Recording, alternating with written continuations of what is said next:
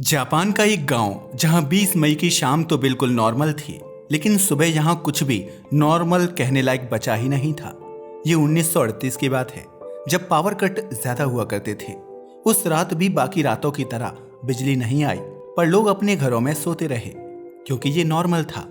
मगर जब सुबह हुई तो उस दिन का सवेरा देखने के लिए ज्यादातर लोग जिंदा ही नहीं बचे थे, क्योंकि ये एक ऐसी काली रात थी जिसने हंसते खेलते पूरे गांव को खंडहर में बदल दिया था। इस रात ज्यादातर लोगों को बेरहमी से कत्ल कर दिया गया था। आखिर क्या हुआ था जापान के इस गांव के अंदर, और क्यों ये गांव रातों रात वीरान हो गया था? यकीन मानिए, सच जानकर आपके रोंगटे खड़े हो जाएंगे। मगर कहानी जानने के लिए आपको इसके फ्लैशबैक में जाना होगा, तब आपको समझ आएगा कि हमारे आसपास मौजूद लोग उतने भी अच्छे नहीं होते जितना हम उन्हें समझते हैं, और हम कभी भी किसी को देखकर समझ ही नहीं सकते कि उसके मन में क्या चल रहा है। ये पूरा मामला बताएंगे, मगर उसके लिए आपको हमारी वीडियो को एंड तक देखना होगा। चलिए शुरू करते हैं। इस कहानी की शुरुआत होती है जापान की ओकायामा प्रीफेक्चर जगह से, जब 5 मार्च 1917 में एक बच्चे का जन्म हुआ था। इस बच्चे का नाम मुत्सो टॉय रखा गया। मुत्सो टॉय के जन्म के साथ उनकी फैमिली कंप्लीट हो गई थी, क्योंकि इनके पास पहले से ही एक बेटी थी जो मुत्सो से 3 साल बड़ी थी। अब ये हैप्पीली अपने घर में रहने लगे। मुत्सो के दोनों ही पेरेंट्स एक फैक्ट्री में काम करते थे, क्योंकि ये वही दौर था जब जापान में तेजी से इंडस्ट्रियलिज्म आ रहा था। मगर इन लोगों की खुशियां ज्यादा दिन की मेहमान नहीं थी, क्योंकि मुत्सो के जन्म के 2 साल बाद ही उसके पेरेंट्स की टीबी की वजह से डेथ हो गई। जी हाँ, टीबी, जो आज एक नॉर्मल बीमारी लगती है, उस दौर में भयंकर बीमारी हुआ करती थी, क्योंकि पूरी दुनिया में कहीं भी इसका इलाज पॉसिबल ही नहीं था। मुत्सो इस वक्त केवल 2 साल का था और उनकी बहन 5 साल की। अब दोनों भाई बहन अपनी दादी के साथ उनके गांव में रहने के लिए चले गए। अगर बात की जाए मुत्सो की दादी के गांव की, तो यहाँ के ज्यादातर लोग खेती बाड़ी के काम में लगे रहते थे। ये दोनों अपने पेरेंट्स को बहुत मिस करते थे। हालांकि उनकी दादी इन्हें बहुत प्यार करती थी। इन्होंने स्कूल जाना शुरू कर दिया एंड जल्द ही स्कूल टीचर्स और बाकी के लोगों ने मुत्सो की काबिलियत को पहचान लिया। टीचर्स मुत्सो को बहुत प्यार करते थे, क्योंकि वह एक काबिल और होनहार चाइल्ड था। वह 2nd क्लास में ही 5th क्लास तक की इक्वेशन सॉल्व कर लिया करता था, जिसकी वजह से सभी टीचर्स उसको बहुत प्यार करते थे। ये इतना इंटेलिजेंट था कि जैसे टीचर्स बच्चों को समझाते थे, वैसे ही बच्चों को आसानी से समझा दिया करता था। मगर जब मुत्सो 14 साल का था तो अचानक से उसकी चेस्ट में पेन हुआ। उसने अपनी दादी को बताया तो उसकी दादी ने उससे घर में रखी कुछ होममेड मेडिसिन दी, मगर उससे कुछ आराम नहीं हुआ।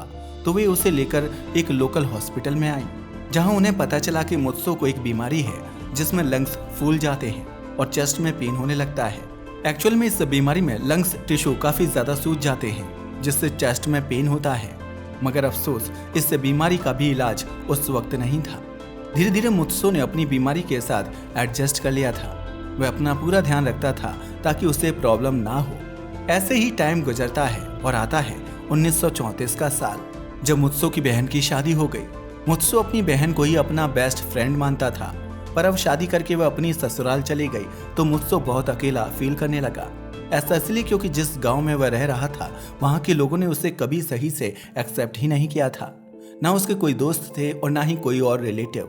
दादी की उम्र ज्यादा थी तो वह उनके साथ कंफर्टेबली बातें नहीं कर पाता था, इसलिए अब वह बहुत लोनली फील करने लगा था। जब उसने यह सारी बातें अपनी दादी को बताई कि मैं बहुत अकेलापन फील कर रहा हूँ, तो उसकी दादी ने कहा कि तुम हिकिकोमारी बन जाओ। अब आप सोच रही होंगी कि ये हिकिकोमारी क्या होता है, तो बताते चले कि जापान में ये एक बहुत ही पुराना कल्चर है, जिसमें लोग अपने आप को पूरी दुनिया से अलग आइसोलेट कर लेते हैं और जंगलों में जाकर अपना जीवन जीते हैं। वे अपने आप को पूरी तरह से आइसोलेट कर लेते हैं। अब मुत्सो भी हिकिकोमारी बन गया। इस वक्त मुत्सो की उम्र केवल 17 साल थी। 1 साल तक वह बिल्कुल आइसोलेटेड दुनिया से कटा हुआ रहा, मगर वहां भी उसका मन नहीं लगा, तो वह वापस अपनी दादी के पास लौट आया। अब उसकी दादी ने कहा कि ठीक है, तुम्हारा इसमें मन नहीं लग रहा तो तुम आर्मी की तैयारी कर लो। मुत्सो को दादी की बात पसंद आई। उसने अच्छे से पढ़ाई की और वह 20 साल की उम्र में आर्मी में भर्ती हो गया। लेकिन यहाँ एक ट्विस्ट है। मुत्सो को लंग्स की बीमारी थी, जबकि आर्मी में तो सारी जांच होती है, लेकिन ना जाने कैसे मेडिकल से वह बाहर नहीं हुआ और वहीं पर काम करता रहा। मगर 2 साल के बाद जब उन्हें एक मिशन पर जाना था तो उसका फिजिकल टेस्ट कराया गया। जिसमें आर्मी ऑफिसर्स ने देखा कि उसको तो फेफड़ों की एक बीमारी है। जब ये सारी बातें हायर ऑफिसर्स के पास गईं, तो उन्होंने उसको आर्मी से निकाल दिया। अब मुझसो बेचारा फिर से वापस अपनी दादी के पास आ गया, मगर उसके दिमाग में एक चीज बैठ गई थी कि जो भी खास चीज होती है वह मुझसे दूर हो जाती है। पहले पेरेंट्स, फिर मेरी बहन और अब आर्मी। इन सब की वजह से उसे लगने लगा था कि वह बहुत बदकिस्मत है, वह दुनिया के लिए बना ही नहीं है, क्योंकि दुनिया भर का रिजेक्शन उसके दिल में बैठ चुका था। अब उसने अपने आप को किताबों की तरफ मोड़ लिया। उसने बहुत सारी किताबें पढ़नी शुरू की और ऐसे ही एक क्रिमिनल बुक थी जिसका नाम था सादा एव। इस किताब में एक क्रिमिनल की कहानी थी जिसने अपनी गर्लफ्रेंड से रिजेक्ट होने के बाद उसकी जान लेकर उसके प्राइवेट पार्ट्स को काटकर अपने पास रख लिया था और फिर खुद को पुलिस के सामने सरेंडर कर दिया था। जब मुझसो ने इस स्टोरी को पढ़ा तो उसके दिमाग में इस स्टोरी ने क्लिक किया। उसे समझ नहीं आ रहा था कि वह इस स्टोरी पर इतना ध्यान क्यों दे रहा है, मगर यहीं से मुझसो की लाइफ ने एक डार्क टर्न ले लिया, जिसके पीछे कहीं ना कहीं 19वीं सदी में जापान के अंदर चल रहा एक कल्चर भी रिस्पॉन्सिबल था। अब आप सोच रहे होंगे कि ये कौन सा कल्चर था, तो बताते चले कि एक्चुअल में यह एक प्रोस्टिट्यूशन था जिसमें गांव की कुछ लड़कियां हाई क्लास लोगों को अपनी सर्विसेज देती थी। मुझसो के गांव में भी ये सारी सर्विसेज चल रही थी। गांव में सबको पता था कि किस किस घर में इस कल्चर से जुड़ी कोई लड़की रहती है, इसलिए कोई भी इंसान रात को जाकर इससे जुड़ी गर्ल्स से पूछ सकता था कि क्या वो उसके साथ रिलेशन एस्टेब्लिश करेगी या नहीं। मुझसो भी इस कल्चर का पार्टिसिपेंट बन चुका था, क्योंकि मुझसो भी पैसे देकर यह सब करने लगा। उसने गांव की ज्यादातर लड़कियों के साथ संबंध बनाए थे। मुझसो इस कल्चर से जुड़ी किसी भी लड़की के साथ में रिलेशन एस्टेब्लिश कर लेता था, भले ही वह इनकार क्यों ना करे। इस तरह से उसने ना जाने कितनी ही लड़कियों के साथ में संबंध बनाए थे। लेकिन फिर वह आर्मी में चला गया तो ये सब बंद हो गया था। मगर जब वह वापस आया तो लोगों ने उसके आने का रीजन पूछा, तो गलती से उसने बता दिया कि उसे लंग्स की बीमारी की वजह से आर्मी से निकाला गया है। अब गांव में यह खबर आग की तरह फैल गई और उन लड़कियों के कानों तक भी पहुंच गई जिनके साथ उसने शारीरिक रिलेशनशिप एस्टेब्लिश किए थे। अब उन्हें लगा कि कहीं ये बीमारी उन्हें भी ना हो जाए, इसलिए जैसे ही मुझसो फिर से उनके पास गया और संबंध बनाने की कोशिश की तो उन्होंने कहा कि हम तुम्हारे साथ संबंध नहीं बना सकते क्योंकि तुम्हें बीमारी है और यह बीमारी हमें भी हो जाएगी। एक के बाद एक सभी लड़कियों ने मना कर दिया, जिससे मुझसो को बहुत हर्ट हुआ और उसने उन सभी को धमकी दे डाली कि जैसे सादा एब ने अपनी गर्लफ्रेंड के साथ किया था, मैं भी तुम्हारा वही हाल करूंगा। अब ये सभी लड़कियां डर गईं, तो उन्होंने इकट्ठे होकर पुलिस में सारी जानकारी दे दी। पुलिस ने आकर मुझसो को पकड़ लिया, पर मुझसो ने कहा कि मैंने सिर्फ धमकी दी है, मेरा ऐसा करने का कोई इरादा नहीं था और ना ही मैंने कभी किसी के साथ ऐसा किया है। मगर फिर भी पुलिस ने उसकी सारी राइफल्स और गन को जब्त कर लिया ताकि मुझसो ऐसा कोई काम करने की सोच भी ना सके। लेकिन एक राइफल जिससे वह शिकार किया करता था उसने बेड के नीचे छुपा दी थी, जो बच गई। और बस यहीं से शुरू होता है एक खूनी खेल, क्योंकि स्टार्टिंग से ही सोसाइटी ने उसे रिजेक्ट किया था और अब टाइम था उन सबसे बदला लेने का। इस तरह अब आती है 20 मई की काली रात, जब मुझसो एंड उसकी दादी अपना खाना खाकर घर में ही थे। रात के 12 बजे जब सारा गांव सो चुका था, मगर अभी तक मुझसो नहीं सोया था। लेकिन जैसे ही रात के 1 बजे तो वह घर से बाहर निकला। हालांकि लाइट अभी भी आ रही थी, मगर उसे जिस काम को अंजाम देना था उसके लिए लाइट का जाना जरूरी था, इसलिए उसने बाहर जाकर खंबे से लाइट के स्विच को ऑफ कर दिया। पूरे गांव में अंधेरा फैल गया, मगर गांव वालों को नहीं पता था कि यह लाइट कैसे गई है, क्योंकि गांव में लाइट जाना नॉर्मल था। अब वह वापस अपने घर में आया और उसने खुद को तैयार किया। मिलिट्री वाली जैकेट पहनी जिसमें बहुत सारे चाकू और कटार लगे हुए थे। साथ ही उसने अपनी टॉर्च वाली हैट को पहना। अब उसने अपनी हंटिंग राइफल को उठाया जिसमें 200 से भी ज्यादा गोलियां थीं। उसने एक ही साथ उन गोलियों को लोड किया, जिसके लिए उसने एक्स्ट्रा मैगजीन को बनवा रखा था। उसने कमरे का दरवाजा खोला और सबसे पहले अपनी दादी को गोली से मार डाला। अब आप सोच रहे होंगे कि जिसने उसे बचपन से पाला था उसका इतना ख्याल रखा था कि उसने अपनी ही दादी को क्यों मारा। तो यह आपको वीडियो के लास्ट में पता चलेगा, लेकिन यकीन मानिए सच जानकर आप हैरान रह जाओगे। इसके बाद वह घर से बाहर निकल गया और एक एक करके गांव के हर उस घर में घुसा जहां उस कल्चर से जुड़ी लड़कियां मौजूद थी।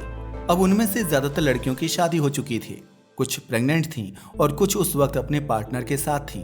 मगर मुझसो नहीं रुका, वह हर उस लड़की को बेरहमी से कत्ल करता गया जिसने भी उससे रिलेशनशिप एस्टेब्लिश करने से मना किया था और उसकी बीमारी का भी मजाक बनाया था।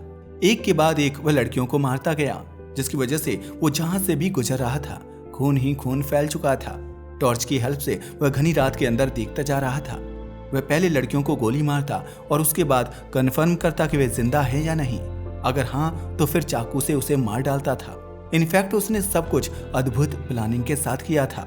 उसने एक लिस्ट बनाई हुई थी जिसमें उन सभी लड़कियों के नाम मौजूद थे जिसने उसका मजाक बनाकर रिजेक्ट किया था। जब उसकी लिस्ट के सारे लोगों को उसने मार डाला तो इसके बाद वह एक घर में आया। असल में मुत्सो गांव के ही एक बूढ़े आदमी के पास आया जिसकी उम्र 66 साल के आसपास थी। उस वक्त वो बूढ़े इंसान जिनका नाम मासुजी था जाग रहे थे और अपनी लालटेन को जला रहे थे क्योंकि उस वक्त पूरे गांव में लाइट नहीं थी। लेकिन तभी उनका ध्यान मुत्सो की ओर गया। जब उन्होंने मुत्सो को देखा तो उन्हें यकीन नहीं हुआ कि यह मुत्सो है या कोई और। लेकिन जब लालटेन में देखा तो उन्हें पता चला कि मुत्सो ऊपर से नीचे तक खून में सना हुआ है और उसके कंधे पर हंटिंग राइफल लटका हुआ है जिसमें बहुत सारे चाकू टंगे हुए थे। जब उन्होंने मुत्सो को इस हाल में देखा तो पूछा कि तुम यह सब क्या कर रहे हो। अब उसने सब कुछ उनको बता दिया कि कैसे उसने अभी अभी इतने लोगों को मारा है। जैसे ही उन्होंने ये बात सुनी उनके हाथ से लालटेन छूट गई। उन्हें डर था कि कहीं वह उन्हें भी मार ना डाले। लेकिन मुत्सो ने कहा कि अपने बच्चों को बुलाओ। अब मासूजी ने अपने बच्चों को बुलाया तो मुत्सो ने उससे एक पेन और पेपर मांगा। मासूजी ने अपने बच्चे को डांटते हुए कहा कि जल्दी से पेन पेपर लेकर आओ। वह बच्चा पेन पेपर लेकर आया। मुत्सो ने कहा कि मैं तुम्हें या तुम्हारे बच्चों को नहीं मारूंगा। मैं इस गांव के इनोसेंट परिवारों को कुछ भी नहीं कह रहा हूँ। मुझे जिनसे बदला लेना था मैं ले चुका हूँ। अब बस थोड़ा सा काम बचा है। यह बोलकर और पेन पेपर लेकर वो घर से बाहर निकला और उस पहाड़ की सबसे ऊंचाई पर चढ़ गया जहाँ ये गांव बसा हुआ था। अब सूरज भी निकलने ही वाला था। वह पेन पेपर लेकर लिखने बैठ गया क्योंकि रोशनी होते ही सबको पता चल जाएगा कि गांव में क्या हुआ है। उसने लिखना शुरू किया और एक बहुत बड़ा नोट लिखा। नोट लिखते लिखते सुबह के 5 बज चुके थे। नोट कंप्लीट करने के बाद में उसने अपनी हंटिंग राइफल को उतारा और उसे सीने पर रखकर सामने की तरफ फायर कर दिया जिससे वहीं उसकी मौत हो गई और वह नीचे गिर गया। मगर दूसरी ओर जैसे ही सुबह लोग नींद से उठे तो उन्होंने देखा कि हर जगह खून ही खून फैला हुआ था जिससे पूरे गांव में हड़कंप मच गया क्योंकि घर का नजारा इतना भयंकर था कि कोई मरते दम तक भी उससे भूल नहीं पाएगा क्योंकि हर तीसरे घर में हर तरफ खून और लाश मौजूद थी। इसके बाद पुलिस को बुलाया गया। पुलिस ने हर घर की तलाशी ली क्योंकि अभी मुत्सो नहीं मिला था। लेकिन जब मुत्सो की लाश मिली तो उसके साथ में वह नोट भी मिला जो उसने लिखा था और इस नोट से आपको पता चलेगा कि क्यों उसने अपनी दादी को मारा था। असल में मुत्सो ने लिखा था कि मेरे मरने के बाद मैं ये नहीं चाहता कि मेरी दादी को लोग एक मर्डरर की दादी कहकर परेशान करें, इसलिए मैंने उनकी जान ले ली। उसके बाद उसने अपनी बहन से माफी मांगी कि मैं बहुत बुरा भाई हूँ, मैं तुम्हें कभी खुश नहीं रख सका, मुझे माफ कर देना। दूसरी बात उसने लिखी कि मुझे न केवल इस गांव में बल्कि पूरी दुनिया ने ही एक आउटसाइड माना है। मुझे कभी किसी ने प्यार नहीं दिया जिसकी वजह से मुझे पूरी ह्यूमन सोसाइटी से बदला लेना है क्योंकि मैंने कभी किसी का बुरा नहीं किया, जबकि लोगों ने केवल मेरी बीमारी की वजह से मुझे दुनिया से अलग कर दिया, जबकि बीमारी तो किसी को भी हो सकती है। आज जो कोई मुझसे नफरत कर रहा है ये बीमारी उसे भी हो सकती है, तो क्या उन लोगों को भी अलग कर दिया जाएगा? तो फिर मुझे क्यों अलग किया गया? उसने उन लड़कियों को भी जिम्मेदार ठहराया जो पहले उसके साथ रिलेशनशिप एस्टेब्लिश करती थी, मगर उसकी बीमारी के बाद में उन्होंने उससे मिलना तक बंद कर दिया। उसने भी सारे शब्द लिखे हुए थे कि कैसे पूरी दुनिया ने मिलकर उसे टॉर्चर किया। साथ ही एंड में उसने लिखा था कि अगर भगवान ने मुझे दुनिया में जन्म दिया तो मैं भगवान से प्रार्थना करूंगा कि मुझे अगले जन्म में कोई बीमारी ना दे, क्योंकि बीमार लोगों के साथ में दुनिया वैसा ही बिहेव करती है जैसा मेरे साथ हुआ। लोग बीमारी वाले इंसान से नफरत करते हैं, तो देखा आपने कैसे एक होनहार इंसान एक ऐसे क्रिमिनल में बदल गया जिसने पूरे गांव को खंडहर में बदल दिया, क्योंकि इस गांव के आधे से ज्यादा लोगों को तो मुत्सो ने ही मार डाला था। लेकिन जो बचे थे उन्होंने भी रातों रात गांव को खाली कर दिया और यहाँ से चले गए, जिसकी वजह से आज यह गांव वीरान पड़ा हुआ है। मगर लोग इस गांव में जाना तो छोड़िए, इसका नाम सुनने से भी डरते हैं। हालांकि बाद में इस गांव के ऊपर एक फिल्म भी बनी है जिसका नाम था विलेज ऑफ डूम। तो देखा आपने कैसे एक इंसान की लाइफ डार्क से डार्कर होती जाती है। आपका इसके बारे में क्या ख्याल है? अपनी राय को हमें कमेंट करके बताना ना भूलिएगा। साथ ही अगर आपको वीडियो पसंद आई हो तो इसे लाइक और हमारे चैनल को सब्सक्राइब करें। साथ ही अगर आप ऐसी ही क्राइम वाली स्टोरीज को देखना चाहते हैं तो हमें नीचे कमेंट करके जरूर बताइएगा। आज के लिए बस इतना ही। धन्यवाद।